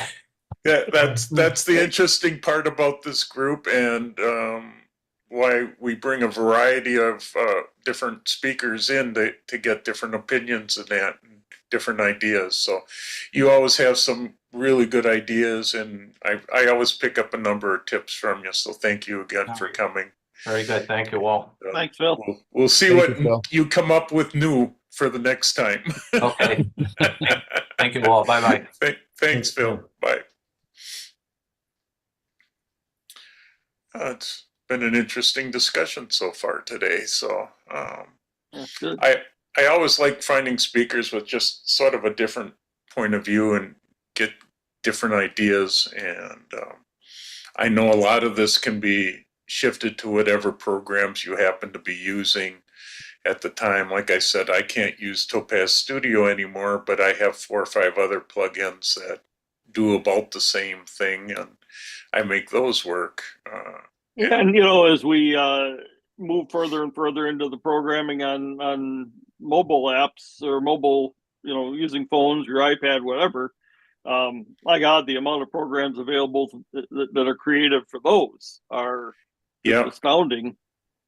And what's neat is they're not expensive. No, right? Yeah, most of them are It's pretty not cheap. like buying Yeah. $100 plugin like we do for Photoshop or any of the others. You know, it's usually a $5 or $6 Right. plugin for the phone, and does just about as much as these expensive ones do. Or even Snapseed, it's free. Yeah, I'm just going to say that, David. Yep. Yeah, there's a lot of free What a great ones too. program. Yeah. I've used Snapseed, I don't know for how many years, Oh my God, and it's yeah. been great. So it's that's why I keep exploring the different photographers that talk about smartphone photography, and heck, it's the camera I carry in my pocket every day. And Yeah, I think that's true for all of us, right? yeah.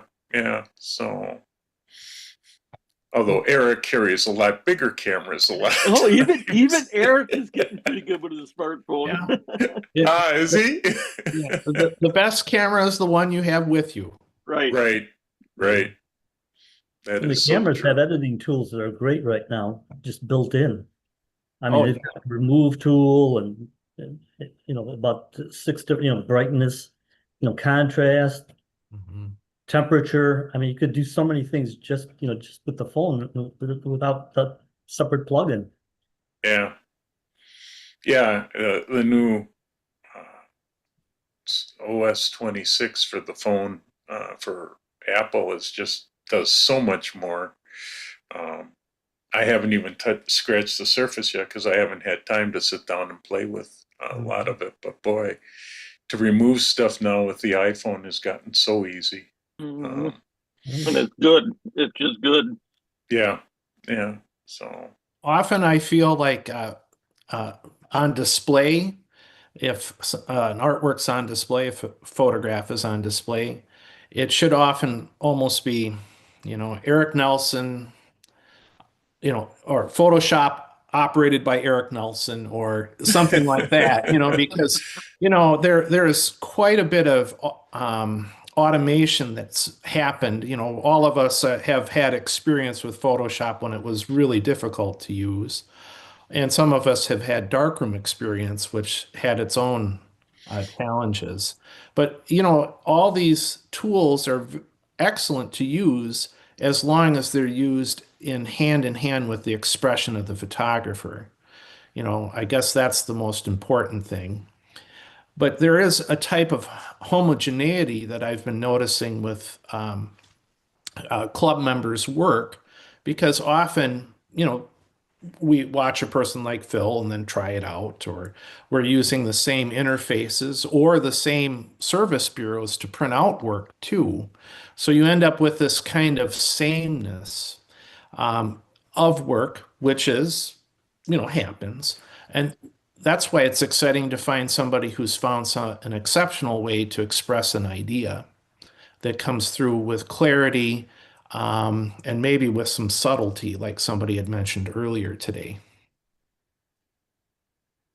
Eric, one of the things that you mentioned is sameness. I'm kind of struggling as a landscape photographer with the fact that there are so many gazillions of people now that have really good cameras and cell phones and everything, that almost every place on Earth is overshot.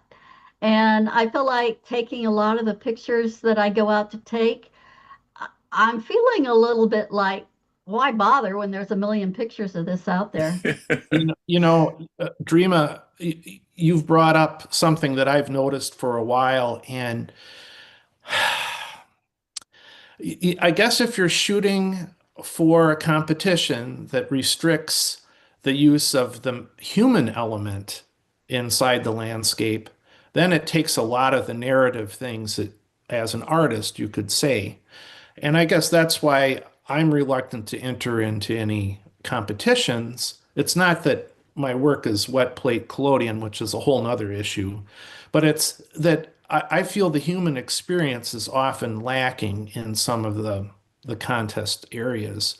And since that is an important part of our existence, we're social. Look at this. I see all your faces right now.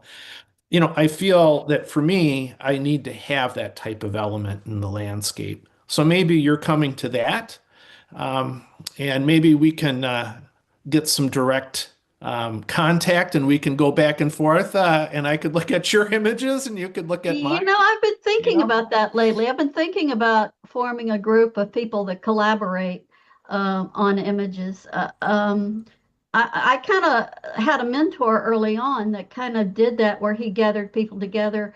He had them submit photos that either they had edited or not, and he would edit them in the course of the week or whatever. And then at the meeting, he would go over and have everybody collaborate and discuss on the image. And then he would say, well, here's what I've done. And then he would go through the steps of how he edited. And it was a real collaboration. But So, what I think I just Jeff- heard you say is that you have moved more towards straight out of the camera. Did I hear that? That's pretty much all I do. Because Yeah. my argument against that is that if you're advocating for straight out of the camera, then cameras are not presenting you with what you actually saw. Well, there's always an element of abstraction, with photography. And just by using the viewfinder, I've made a judgment and I've picked out what I want people to see, or for my own memory, right? As far as the composition. Correct. But well, there's composition, much exposure, everything. I mean, he has to have everything correct in that image to present itself. There is no, Yeah. post-processing on what he's doing. Yeah, mine are in-camera originals. Yeah, but you can't always do everything that you want. This came up in the workshop I was with Brian Hansel a few weeks ago. That's why it's called practice. Yes, but the camera is incapable of doing everything. I mean, it's just like using a polarizer. That's not true. Yeah, okay. no. Okay, but see, that's where your role as an artist comes into play. An artist can make beautiful imagery with whatever they have. You just learn to make an expression inside the limitations. Right. And my work has a lot of limitations to it. So that's why I like that pursuit and that the difficulty factor, because it helps to clarify what I'm doing. But I still argue for the ability to edit and using the filters, the graduated filters to capture the sunrises and stuff. I don't use the filters anymore because using them in camera is not as good as being able to do multiple exposures and blend them to do exposure blending and get more of what you actually saw than you can actually capture using those type of filters. That's one example. Yeah, those are your parameters that you're working under. Everybody has a different set of parameters. Right. I can talk a little bit about that tryout we had for the accelerated program. They brought in a body of work that were judged. And while the work was being judged, we had the students in real time do creative challenges with different media. So we had sculptural things, we had a paint thing, we had a drawing thing, because we were looking for, that type of commitment in a person and the skills that they had. So, there's all those, you work with what you have and you work with the media you have. The first Photoshop happened with my type of work. They did combination printing when they got it to printing. They did sky substitutions. A lot of the beginnings of the things that you're all doing had its origin with the dawn of Darkroom. photography. Yeah. And I have so far chosen not to actively work with that type of work, but I have been playing around with things because I'm getting closer to working with a negative again and doing albumin printing. That's been my research this last year. So then I can start to do some more of the things that you do with burning and dodging, et cetera, et cetera. Eric, I think you need to explain a little bit because a lot of the people in this group don't realize what type of photography you have been doing. Yeah, with it, because it's it is different and it's not what we think of as as We much we as can have photography we today. can have Eric do a whole program, Jeff, Yeah, a whole meeting Right. on doing this. I can give a synopsis quickly Yeah. because Yeah. Jeffrey, yeah. I do Civil War era photography from like the 1855 era through like the 1860s. So I use a medium that's put onto either coated metal that I coat myself or onto glass, and those are called ambrotypes or ferrotypes are the two that I'm doing. With those, then they are positives. They look like a positive because they're printed onto something that's dark. And this is all done right in the field within 15 minutes of creating the chemistry on the plate. That's why it's called wet plate collodion. If it dries out in that 15 minutes time, it becomes not sensitive any longer. I cannot process it. And I must process it within that 15-minute window. So I have to have my camera set up with focus, my subject. I have to have my dark box within walking distance or jogging distance from time to time. So I can put the plate into the back of my camera and make the image. Then I take the plate back to my dark box and I process it right in the field. After that, then I, varnish them, and they're the images that you've seen ever since you went to a museum. All the things that were done, like with Abraham Lincoln, those are all the era of photography. And so this last year, I've been working with learning albumin printing, which is where I would make a negative and then contact print it. So I'm about ready to start doing that this winter. Mm, So that's interesting. That's it in a nutshell. Yeah. Yeah. So when you say you've got to do everything in the field just the way it is, yeah, there is no special effects that you can do so far. Well, but, that's not entirely true. Okay.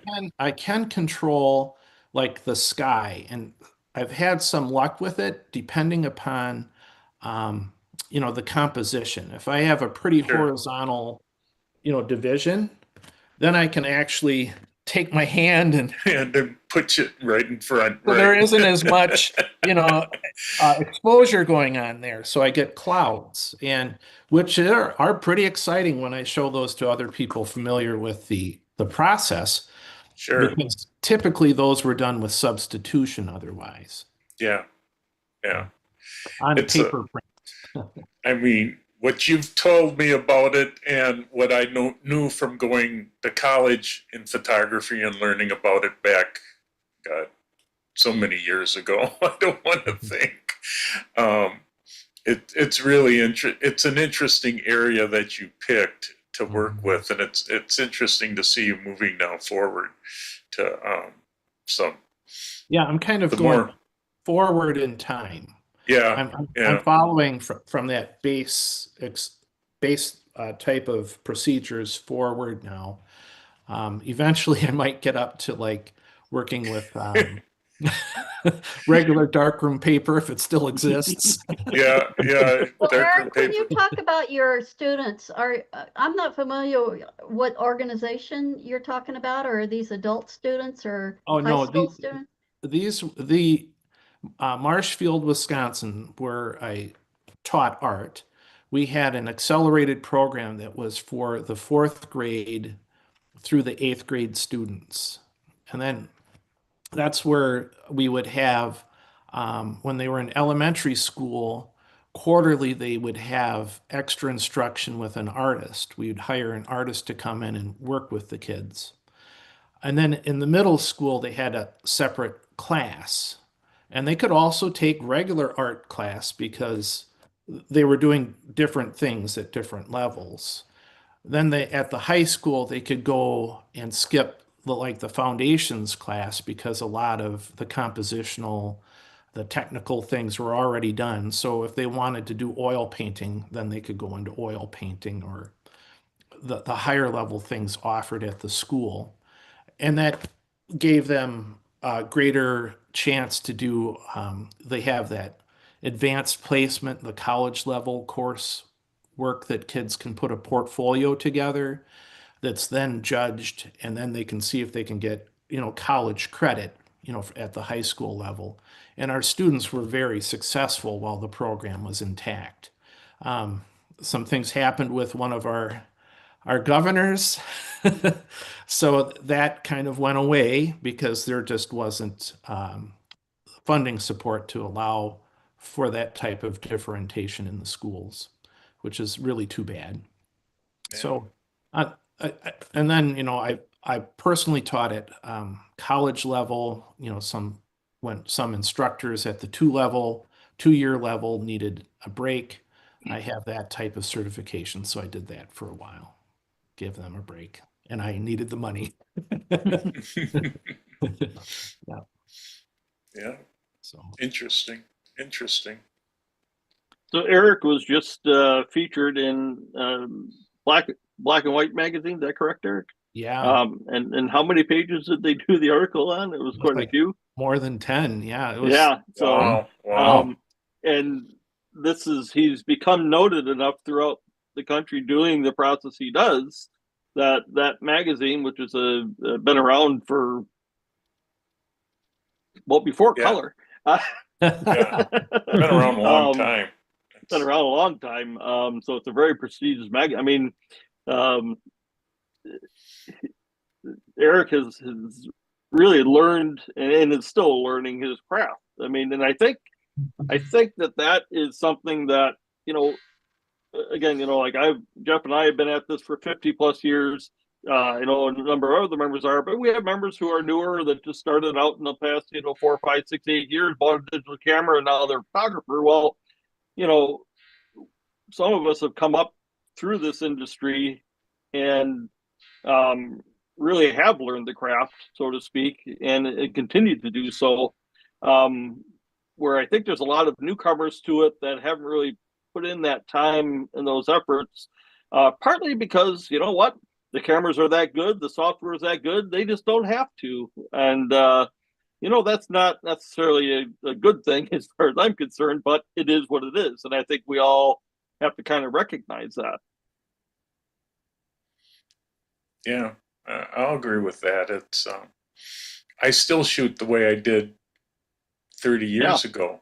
Yep. I don't take 30 shots a second to be able to get a shot of an object, and I'm more, I do use some, but I'm at like 5 frames a second instead of 30 frames a second. So I got to admit I cheat there a little bit, but at one time I was shooting basketball stuff with a camera that took 1 frame, and then you had to advance it to take the next, and you had to learn to time this stuff. And I'll never forget one mentor of mine. He would shoot sports for the Journal, and he was using a 4x5 camera, so he got 1 shot. And he would be shooting boxing matches, and he'd get that 1 shot where the guy was getting hit in the face with, the fist. And, timing that with a 4x5 is no easy trick. And to be able to do that and then go to people that now take 30 frames a second to do that same shot just really isn't the same. It's not mastering your craft. It's letting the equipment do all the work. And I'm still from that old school yet, but yeah. Yeah, I agree, Jeff. I mean, people ask me about the rodeo, and I shoot the same way because I learned to shoot that on film. I couldn't afford to zip through a 36 exposure roll of film. Right. When I had to shoot 400 or 500 images in a performance, it just, you couldn't afford to do that. So, again, you had to not only learn your craft, you had to learn your subject. And I think that's a big key thing too, is, if you're out shooting birds, for instance, it shouldn't take you 30 frames to capture 1 good bird picture if you know and understand your subject and can anticipate, and it well enough, you can anticipate, okay, what's this bird's next move or what's this deer's next move? You should be able to get it in 2 or 3 pictures. Yeah. But that's never the case anymore. The young photographers For don't young think that way. photographers, yeah. Well, I'm just grateful that they are creating things as opposed to destroying things. You Right. know, a person's individual vision will come through. Hopefully they'll edit down and learn that you don't have to shoot thousands of pictures, but whatever happens, happens. As long as they choose what they carefully what they decide to share with a group, that's what I look forward to, I guess, because Right. I am now an older man. And it's always interesting to see what, the younger group is into, um, because I don't overlap with them anymore. Yeah, and Eric, that's a really good point because I know when I'm out at the photo festivals and I'm looking through the gallery, and you look at what the youth are putting out, Mhm. it's just really interesting and It's different. inspiring. They just think differently than us old people do. That's for sure. And thank goodness. Yes. Yeah. Well, if you on the topic of thinking differently, here's some of the things. Here's some of the things that are going to Yep, go at there you this go. auction. Okay, The tell us gentleman, about the auction. yeah, I well, don't the gentleman is understand what Mark it's for. Hertzberg. Mark Hertzberg. He's a photojournalist in Racine. He's Okay. been for 50 years, and I think he's trying to get rid of his equipment. The old stereoscopes, Yeah, that's a stereo viewer. Yeah. the I've got actual one sitting on my shelf. I got one of those sitting on my shelf Okay, too. is that a white? Is that a white camera? The brand. TDC. Let's see. What does it say? TDC Stereo Colorist. Okay. It was made in Germany from the Three Dimension Company, a division of Bell and Howell in Chicago. Hmm. And of other things that are in the box, an old film camera back for 120 back, yeah. film. Oh, that's a handy thing. And yes, I don't know if you, I should, Oh, it's lantern slides. Nice Oh, Yeah. wow, plates. cool. Wow. Yeah. And Are they exposed? there's several in here. I don't know. Well, they are now. They are what they are.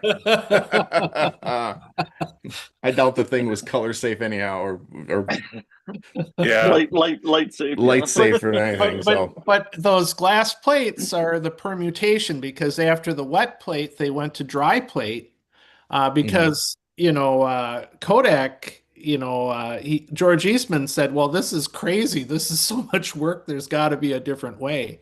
So those lantern slides are, the next permutation forward. Yeah, there's box cameras and brownies also in the box that he gave us.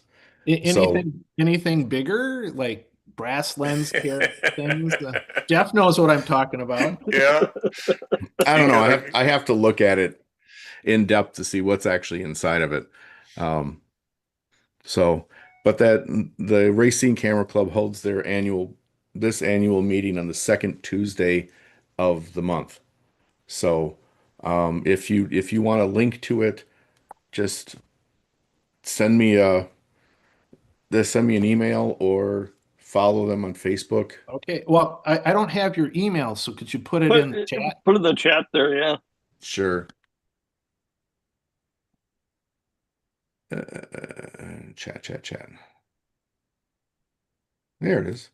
Yeah. I sort of hate that I had to get rid of all my old cameras.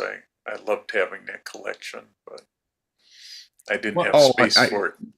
Yeah, I have. But Eric got a couple of my old big ones. I have copy paper. I have copy paper boxes full of like brownies and box cameras and the ones with the bellows and all this stuff.